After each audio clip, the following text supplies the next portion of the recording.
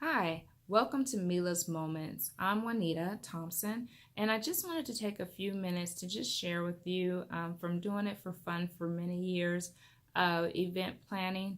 And I just want to tell you when you're looking for an event planner, make sure you start as early as possible. Seek that person, ask, family and friends who they know, and, start working with that person as early as possible. And make sure you give them all the details.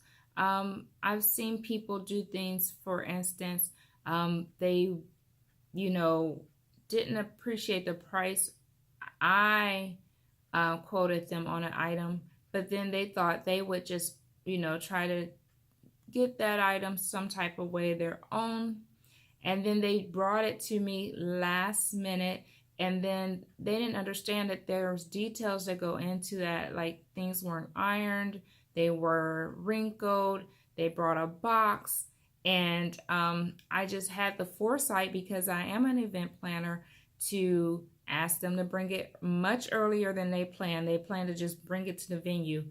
I ironed it for them for free.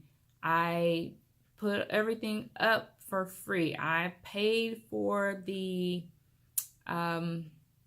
team to set up for free. So there's a lot of things when people are thinking they're cutting corners that they really haven't taken into mind. And if I were to have taken that particular item to the cleaners to have it ironed and steamed for them, it would have been the same amount that they actually paid for that item.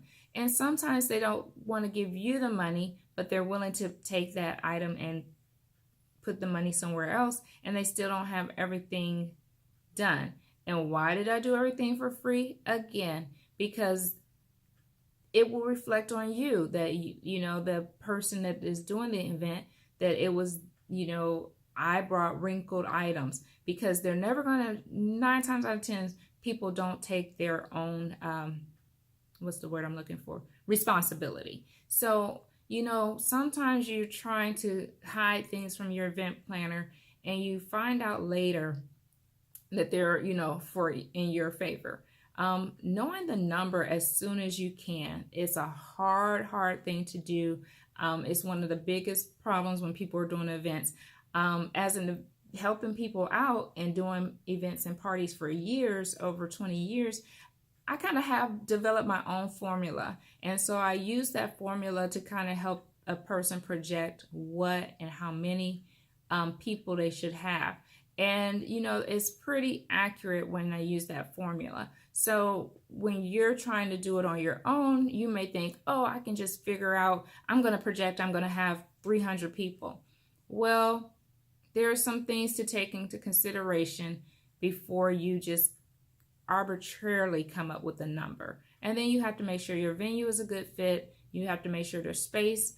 A lot of times people will quote things to you, and it's based on a layout. So, trying to take shortcuts, at the end of the day, it usually costs you more, whether it's financially or at the expense of your guests being comfortable, or you have, being comfortable, or your guests having a great time. You always want people to leave with, I had the best time at that event, from a kid's birthday party to a wedding, to a graduation, to an anniversary party. So, always seek out professional advice, or at least someone who has the experience. Thank you for sharing your time with Mila's Moments, and good luck to you in your future event planning.